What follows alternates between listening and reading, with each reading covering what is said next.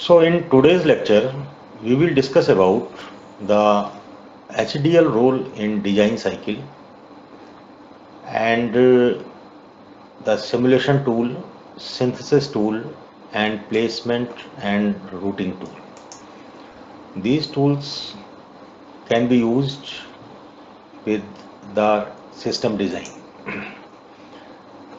Okay. Now, up to the last lecture, we discussed that if we want to implement certain design, then we can use fixed function IC based technology. The benefit of that technology is the time to market is less and NRE cost is less, and very quickly we can design the system.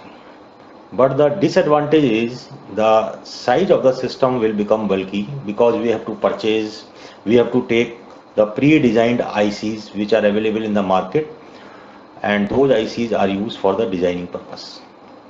So the size of the system will become bulky and there is no design security. Anyone can copy our design. Then the second approach we discussed, that full custom ASIC design. In full custom ASIC design, a designer has to design the layout of each and every transistor, and after making the layout, designer will generate GDS2 file, and then from the GDS2 file, foundries will manufacture the logic over silicon. So this is a very time consuming process, but yes, one advantage, there are many advantages also. Advantage is we can get a design whose processing speed is very fast. Nobody can copy our design, and the disadvantage is NRE cost will become high and time to market is high because it will take huge time for making your product to be launched in the market. Then the third design approach we discussed, that semi-custom ASIC based design. Now in case of semi-custom ASIC based design, the foundries will design the standard cells at the layout level, and as a designer, what I can do, in place of designing the layout of all the transistors, I will simply use those cells in my design. So here now time required for making the layout will be removed, but still the IC has to be fabricated in the foundry, right?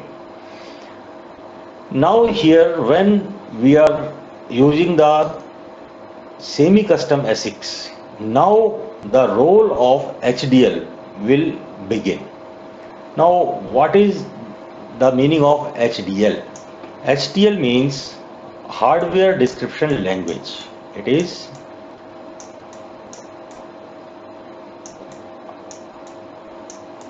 hardware description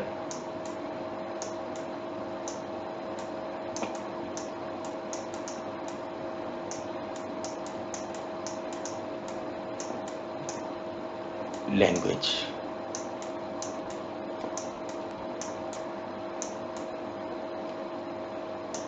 Right? So this is HDL. So this language is used to describe the hardware. Now there are basically two standard language which are declared standard by IEEE. So two languages are there. One is VHDL, another is Verilog. So both of these languages are standard declared by IEEE. So designers can use any one of these language. Actually, if you go in the history of these languages, then you can understand that in the early 80s, Department of Defense of USA was engaged with various vendors for purchasing various electronic components for their designs. Now at that time there was no standard HDL available. So what was happening? The different vendors, they were using their own hardware description languages to describe their hardware, and they were giving their product with those descriptions to the Department of Defense of USA. Now the Department of Defense of USA was facing a problem because different vendors, since they were using different languages, so for the verification of the design they were facing a problem because there was no standard language. So they gave contract to 3 companies. One is IBM, another is Texas Instrument, and third one is Intermetrics. So Department of Defense of USA gave contract to these 3 companies to develop some standard hardware description language, and these companies, they developed one HDL, and they have given the name to that HDL VHDL. Here V indicates very high speed integrated circuit. So after the designing of this language, IEEE declared VHDL a standard HDL language. So first, and they declared in the last, I think in 1987. In 1987, IEEE declared VHDL as a standard language. So now, Department of Defense informed all the vendors that they have to use only VHDL language to describe their hardware. So in this way, this HDL language came in the existence. Earlier HDLs were there, but there was no standard. So first standard HDL language was VHDL, and it was declared standard in 1987. Then after that, in early 90s, another language was developed, that is Verilog. This is also declared as standard. So these two are standard HDL language. So any one language can be used by the design engineers for designing of their product. Now, what is the role of HDL in design cycle, right? So whatever we are discussing now, this discussion is valid for both VHDL or Verilog, right? The design flow is same. So first thing is, we must have some design idea, right? This is the first step. So design idea is must. Whatever is our requirement, that requirement is our idea. For example, if we want, let us assume we want to design one circuit which is having 2 inputs and 2 outputs. Now, if so, which are having 2 inputs and 2 outputs. Suppose A and B are the inputs, right? This is the idea of certain design, and there are 2 outputs. We give the name output as S and C. Now, if I give the inputs, both the input 0, 0, then outputs will be 0 and 0. These are the outputs. If I give the input 0 and another input 1, then the output will be 1 and 0. If I give input 1 and 0, then output will be 1 and 0. And if I give both the inputs 1, then output will be 0 and 1. So let us assume this is my idea. I want to design a circuit, a logic, which will have 2 inputs, right, and which will have 2 outputs. and when I give the inputs in this sequence, then output generated will be of this sequence, right? So basically this is nothing but one half adder, right? So this is one half adder logic. So this is my idea. So we will start with the idea. Once we have an idea, then what we will do, we will write the HDL model, right? This is my step number 2. First step is design idea and second step is HDL model. So now whatever is my idea, I will convert my idea by writing the VSDL, by writing any HDL language, either VSDL or Verilog. So whatever we write by using HDL, so this group of instructions will define this particular logic, right? And this is called as HDL model. So this is my now HDL model. So the HDL code which defines the required logic is called as HDL model, right? So step 2 is HDL model. So now, so we have written these statements which defines my required functionality, but now we have to check whether these codes, whatever I have written, whether these codes really implement my desired functionality. So what is my desired functionality? My desired functionality is this: when I am giving these input sequence, then these output sequence should be generated. So this is my desired functionality. So now I have to check whether these codes, which is the HDL model, will perform the desired functionality or not. For that, I will now go to this step, right, which is called as simulation. Now I will simulate the HDL model. So this simulation will generate the simulated waveforms. Now some waveforms will be generated. I have to, as a design engineer, I will analyze these waveforms and then I will come to the conclusion whether my desired functionality is I am able to achieve the desired functionality or not. If I am able to achieve my desired functionality, then I will move to the next step, and next step is this fourth one. I will use the synthesizer to synthesize my code, right? So now this synthesizer will generate the desired logic, right? This synthesizer will generate the desired logic which will implement the required functionality.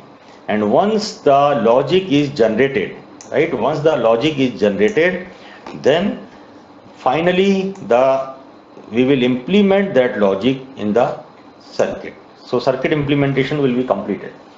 So these are the basically the steps which are required if we are using HDL in the system design. Now, okay, now we will move here. Now we will see the simulation tool. What this simulation tool will do. Already we discussed that first we have to write this HDL model. This HDL model we have written in such a way so that our required functionality will be implemented, right? So now this HDL model I will compile, right? I will compile it. So see, basically the purpose of simulation tool is first it will compile the code, right? It will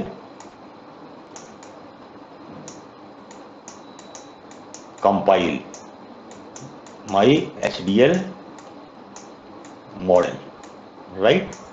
So this compilation is done to check the syntax error, and if there is no syntax error, then the simulation will run, right? So simulation will run and simulation will generate the waveform. Now we will analyze the waveform. If there is an error we find during the analysis, then again we go back and we modify our HDL code. Again we compile it and again we run the simulation. So this process will continue till there is no error, till we find no error in our design, right? So this simulation will run, and if there is no error, if result is okay, right, so we will get the final waveform. So in this way, this is the purpose of my simulation tool. It will check the functionality of our design. So this is a one example of HDL model. This is one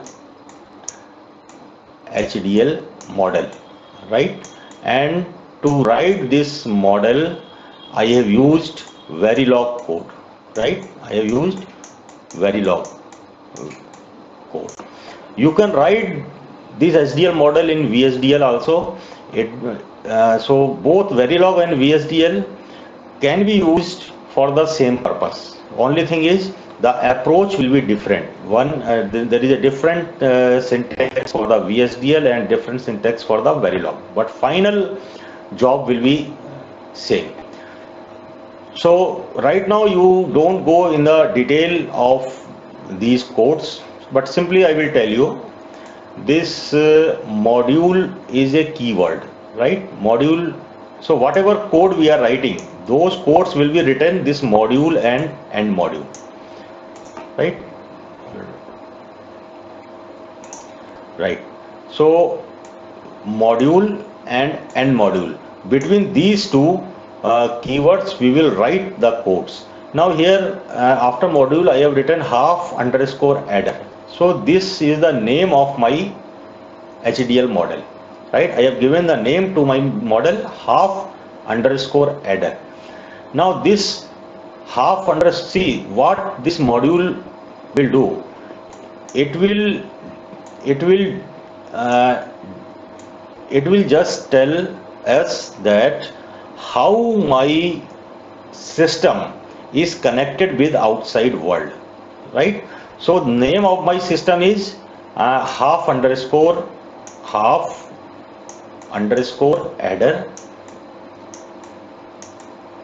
and it has 4 ports. It is connected to the outside world by 4 ports, and the name of these ports I have given A, B, S and C, right?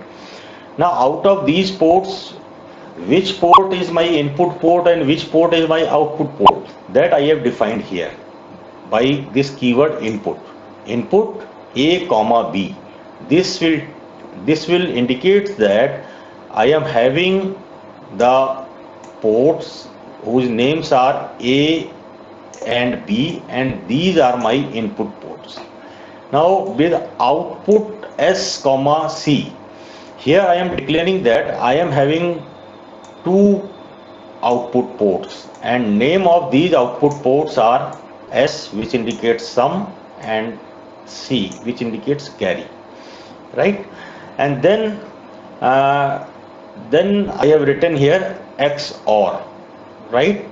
So XOR SAB. This means see what is inside this block. Inside this block there is an XOR gate, right? There is an XOR gate which is having 3 ports. Out of 3 ports, whatever you write first here, this will be my output port, right? S. And after that I have written A and B. These are my input ports, A and B. Now here in next statement AND, this indicates that there is one AND gate logic.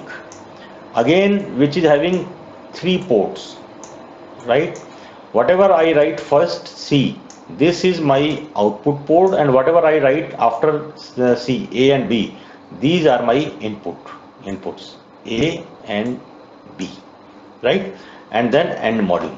So here this is now this set of codes is my HDL model for half underscore adder, right? So in this way I have created this HDL model, right? Okay.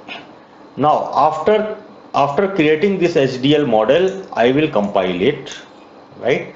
And if there is no error, if result is okay, then waveform is generated, right? In this way waveform is generated. Now here you can see this first one waveform, this indicates my A inputs, then this second indicates my input B, and then this indicates my S, which is an output, and then this indicates my C, which is my output. Now here you can verify, suppose let us verify at this point, at this particular point, what is the value of A? A is, you see here, 1, right? B is also 1. You check here, this B, it is 1 up to this time, it is 1. After that it is 0. So B is also 1. So if now what is the value of S? This waveform, for S we will check this. So this is also 1. S is also 1, and this waveform, last one, will tell me about the C. C is also 1. So C is also 1.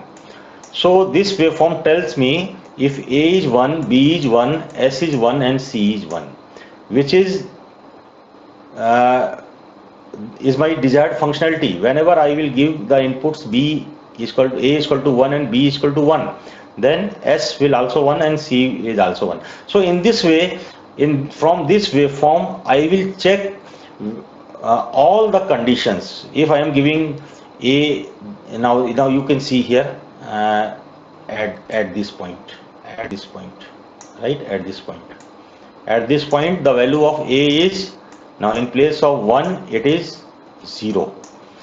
B is 1. What about S? S is 1. Now what about C? C has become 0 here. C has become 0. So C is now 0.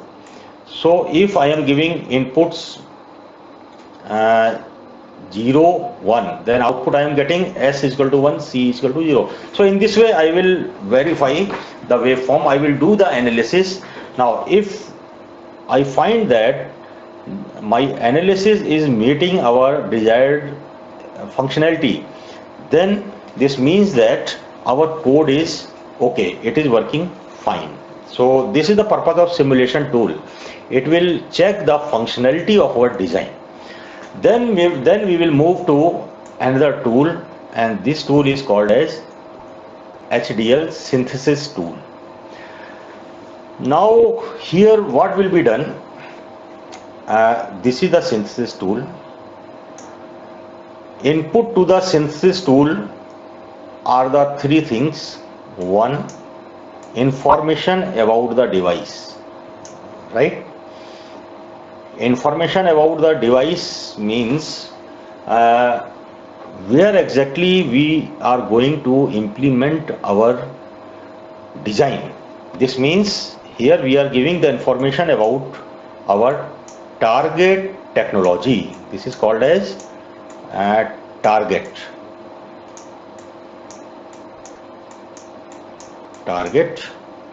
technology.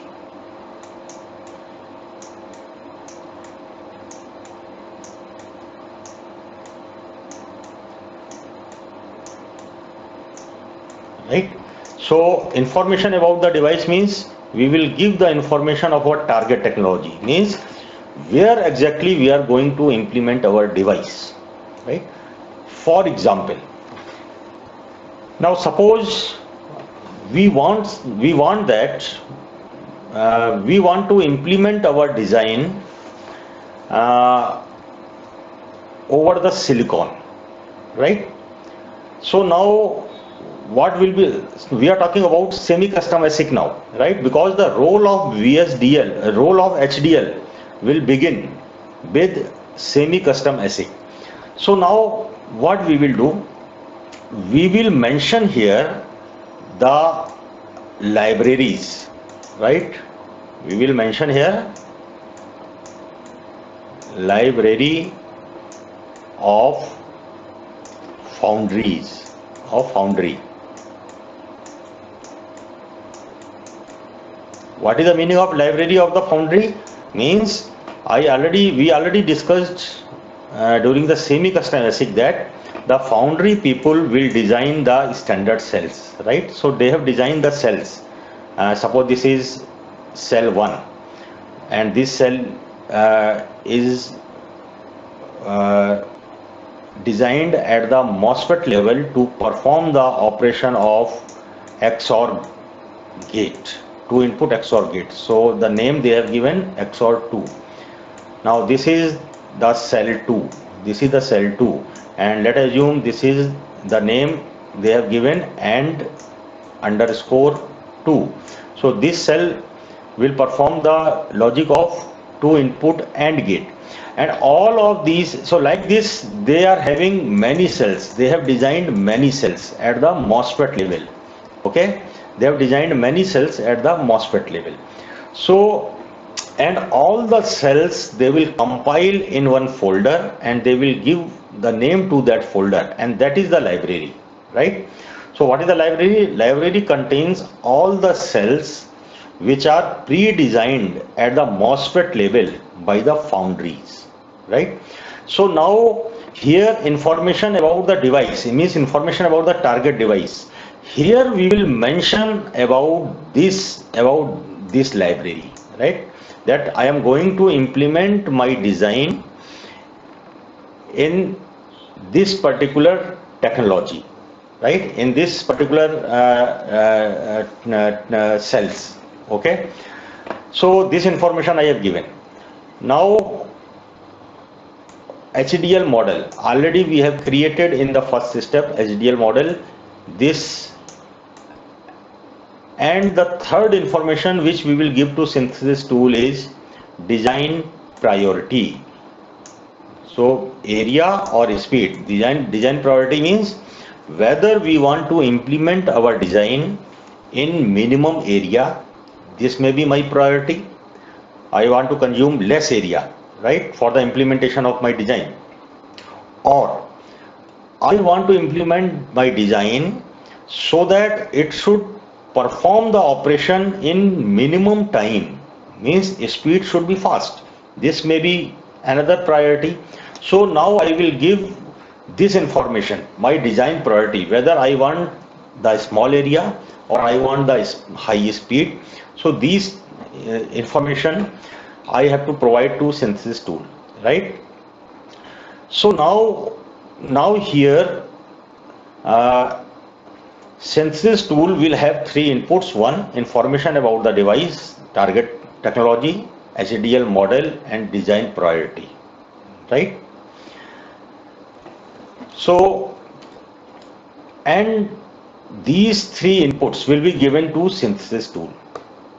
Then synthesis tool will generate a net list for target technology, right? It will generate a net list of target technology, and this net list generated will be of EDIF format. This is one standard, EDIF, right? So net list generated will be one EDIF file. So EDIF means E means electronic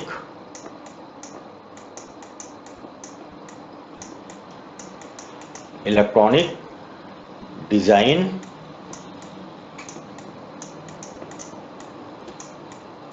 I means intermediate,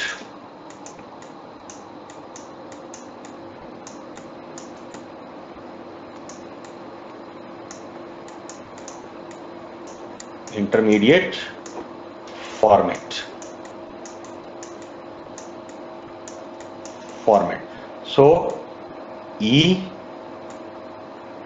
D I F. So synthesis tool will generate one EDIF file, right?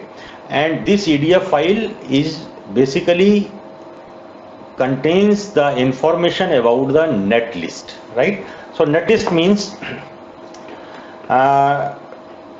it may have the information that whatever HDL code I have written,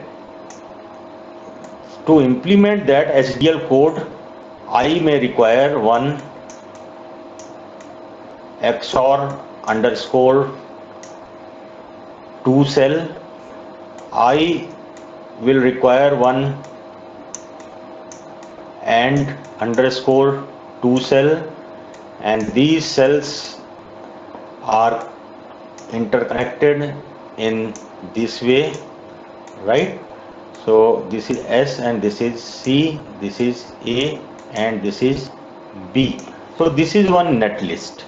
So net list will contains the interconnection of the cells which are required for the implementation of my desired logic, and my desired logic is half adder, right? Because we have written the HDL model for half adder.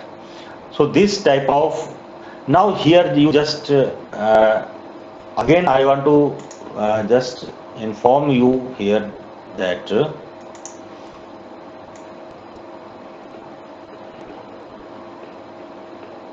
okay, so this netlist is generated as per the target technology.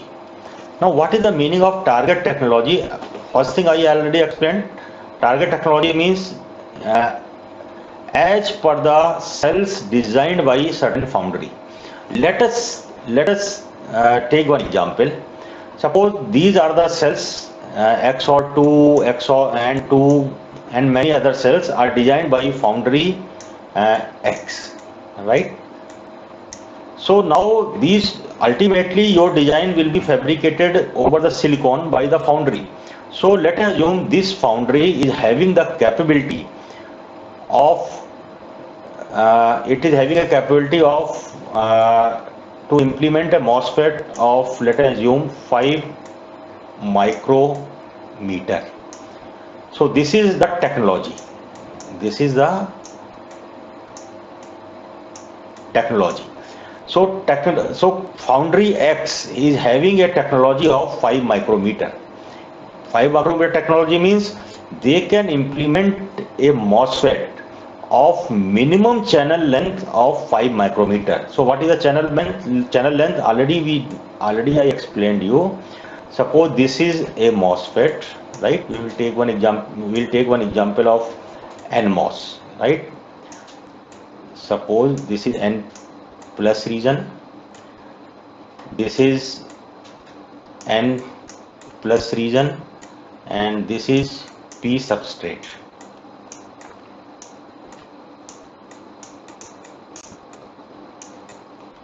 Right? This is my source, this is my drain, and here we are having gate, right?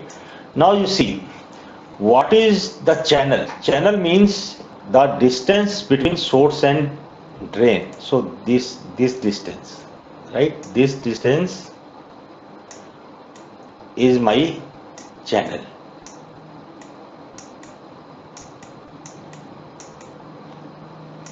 Okay. Now the foundry X, right? I am talking about this foundry. Now this foundry is having see, the fabrication of MOSFETs over the silicon is a process where lot of chemical operations will be done, right? And ultimately foundry have to implement this. Now suppose foundry X is having the machinery which can implement a transistor of this channel length 5 micrometer. Okay, this is their capability. If you ask the foundry to implement a transistor of 4 micrometer, right, of 4 micrometer, means channel length is smaller, then maybe this foundry is not having this capability. So what will be done? Those design engineers who are developing these cells, XOR2, N_2, and many other cells, what they will do, while designing the layout of the transistors of the MOSFETs for making XOR2 cell and N_2 cell, they will design the layout in such a way that the channel length will not be less than 5 micrometer, right? Because these engineers, they know that that our foundry can manufacture a transistor minimum of 5 micrometer only. If foundry will try to fabricate a transistor of lesser channel length, then they cannot fabricate, because during the fabrication process there may be possibility that the source and drain will short, right? They will touch each other if they will try to fabricate a transistor of less than 5 micrometer, right? So the technology for foundry X is 5 micrometer. So in VLSI domain, if anybody says that what technology the foundry is having, this means they are talking about the channel length, right? And if somebody says I am having a technology of 5 micrometer, this means they can fabricate a transistor of channel length 5 micrometer. More than 5 micrometer is possible. Suppose they are fabricating a transistor of 6 micrometer or 7 micrometer, it is possible. But if they will try to fabricate a transistor less than 5 micrometer, that is not possible. So this information, so now you see here in first case, information about the device. Here we will include this library of Foundry X, and in this library whatever components at the MOSFET level they have designed, all the MOSFETs will have a channel length minimum of 5 micrometer, right? They are not having any MOSFETs whose channel length is less than 5 micrometer, because Foundry X cannot manufacture that. Now there may be possibility there is a Foundry Y, right? Now this Foundry Y is having a capability to manufacture a transistor of 2 micrometer, right? So now what will happen? They may also deputed their engineer to design the cell of 2 input XOR gate at the MOSFET level, 2 XOR2, and other cells also, cell 1, cell 2, right? So now company Y they have deputed their engineers to design the layout of XOR2. So now what they will do, those engineers, while designing the layout, what they will do, they can select the channel length as 2 micrometer, because they know that their foundry, they can manufacture a MOSFET of 2 micrometer. So now as a design engineer, if I am designing one half adder, so now if here at this place, right, while giving the information to the synthesis tool, now in place of using the library of X company, if I will use the library of Y company, then the netlist generated, finally netlist generated, that is EDIF file, right? EDIF file. Now EDIF file generated will be as per the technology of Foundry Y, because they are having some different technology and their technology is 2 micrometer, right? So in this way the synthesis tool will generate a netlist as per the technology information which we have provided to the synthesis tool, right? Okay. Now here one important point is HDL language, right? HDL is an technology independent language. It is technology. This is very important point. Question can be asked during the interview also. Technology independent.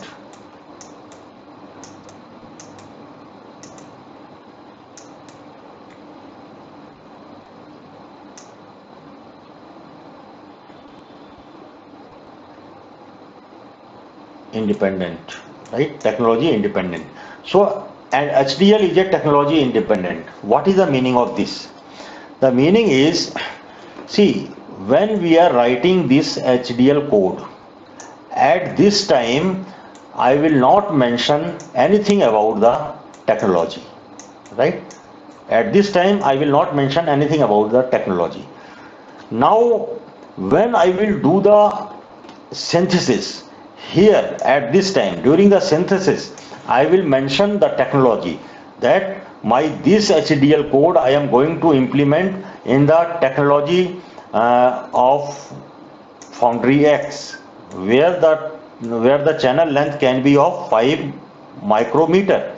Or I can mention I want to implement my half adder in by the Foundry Y, which is having a technology of 2 micrometer, right? So the HDL code will remain same. There will be no change in the code. Only thing is, during the synthesis I am mentioning the technology.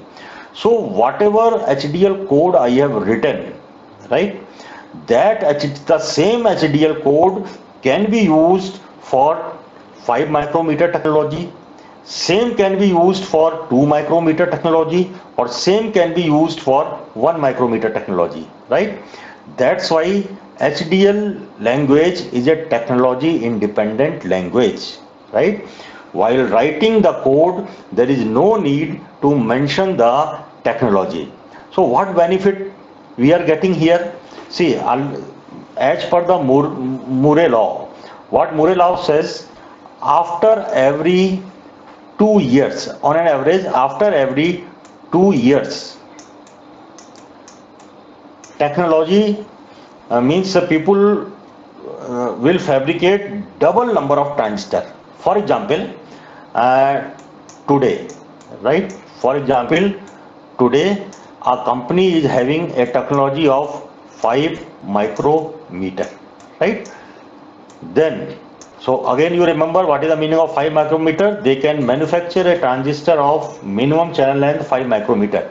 So now let us assume in this size of an silicon, in this size of an IC, suppose they are able to fabricate 1000 transistors, 1000 MOSFETs, right, today by using 5 micrometer technology. Now according to Moore law, after 2 years, technology means people will able to fabricate double transistor. This means after 2 years, now same foundry which was able to fabricate 5 micrometer transistor, now they are able to fabricate a transistor of 2.5 micrometer, because they have advanced their machinery, right? Their machinery has been advanced.